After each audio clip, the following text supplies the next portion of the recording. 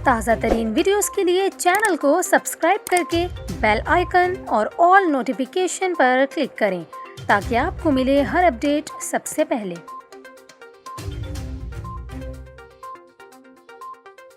और यहाँ पर आपको खबर दें, सिंध में नामवर सूफ़ी बुज़ुर्ग के मज़ार को आम लोगों के लिए बंद कर दिया गया है। बरसग़ीर के नामवर सूफ़ी बुज़ुर्ग अब्दुल्ला शाह गाज़ी के मज़ार को आम लोगों के लिए बंद कर दिया गया है। ट्रैफिक पुलिस के मुताबिक अब्दुल्ला शाह गाज़ी मज़ार के रोड को सिक्योरिटी वजूहात के बायस बंद किया गया है। पुलिस का ये कहना है कि बीच व्यू, चौरंगी और अब्दुल्ला शाह गाज़ी मज़ार फ्लाईओवर के दरमियान ट्रैफिक मुअत्तल है। इसके अलावा ट्रैफिक पुलिस का ये भी कहना है कि मज़ार के अतराफ़ पुलिस और रेंजर्स तैनात हैं।